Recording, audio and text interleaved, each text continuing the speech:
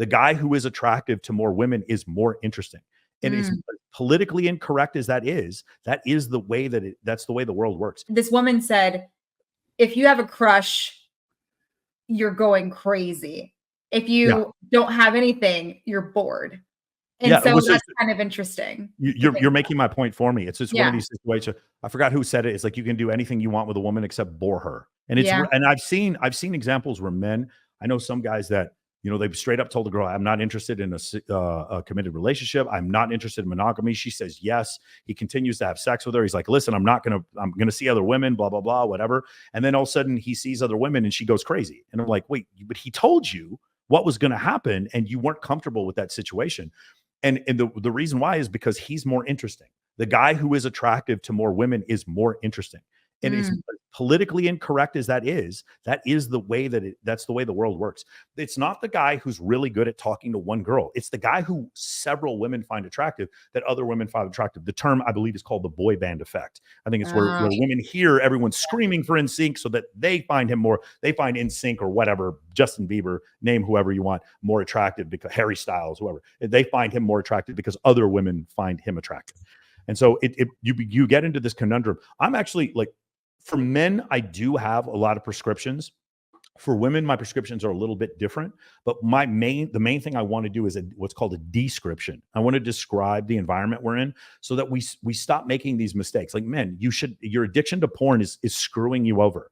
You're sitting there like sliding in girls' DMs non-contextually. It's not working. You're like, in fact, like a lot of these things that you're doing, they just aren't working. Let's get a hold of these things. Ladies, you consistently like, you find this one guy boring and then you think this other guy's exciting. If there's some way before it's too late for you to come to the realization that boring guy might be the best possible father of your children, could you possibly give him a chance sooner? Or is it a situation? I have a friend of mine, she's 37 years old. She's been married once and now she's dating a male model and who's like several years younger than her. And in her mind, it's like, yeah, I just have to be with a guy who's super physically attractive. I just can't have anything else. It's like, and she told me, yeah, there's this other guy I was with. He was super great. He probably would have been a great boyfriend, but I want this guy instead. Like, can you supersede your own desires to understand that maybe the grass is not always greener on the other yard? And so there's a couple other issues that happen. 70% of divorces now are initiated by women. Something like 70% of women right now who are married are admitting in anonymous surveys to having a backup partner, meaning a partner that they would choose in case the relationship didn't work. Here's another one, and this has not been verified. I have to go and recheck this. 30% of people on dating apps are married. 30% of the men on dating apps are married, which is mind-blowing to me. But it's even crazier. I have a hard time believing this. I think it's probably closer to 60%. But I saw a study that said 90% of men who are on OnlyFans are married. Now, I don't know if that's correct, but I bet you it's a ridiculously high number. And OnlyFans is a whole thing that I have, like, it's a whole avenue in a world that I have no idea like how it works. It's going to become more pervasive because what's happened is, so when you think about the concept of pornography is non-contextualized images of women who don't know you and you're never going to meet. Unless you go to the AVN Awards, you're never going to meet these women. And trust me, I know some of them, they don't give a fuck about you. They don't want a relationship with you. They don't need to correspond with you, nothing. OnlyFans, the reason why it's different is because there's this back and forth texting situation that goes on where these guys get what's called a girlfriend experience. They're getting actual interactions from people. I hear women consistently talking to men who are considering taking their own lives. And it's like, it gets really deep and sad when you actually see some of the levels of despair that some of these men are going through. Right. And so, that's just one of the issues. And OnlyFans, I think in a lot of ways exacerbates the problem. I'm not saying it's a bad thing or a good thing. Well, no, it makes sense because you get what you kind of need from this person or this situation. You don't have to go out and get it.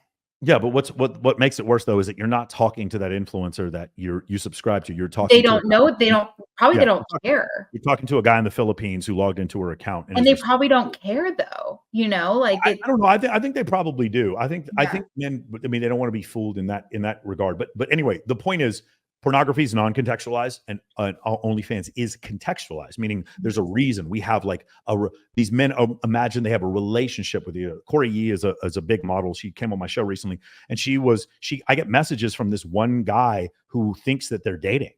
And he's like, can you get me her number? Like, I don't have her number and I can't get a hold of her and we're dating and all this kind of stuff. And I'm like, what level of mental illness has let you to like, not only do I know you're not dating Corey Yee, I know her boyfriend. Like what level of mental illness has derived for you to believe that you're dating this woman? Like, it's madness. Like, the level of delusion is crazy. And so again, goes back to my original point, which is we are living in a time of an evolutionary mismatch.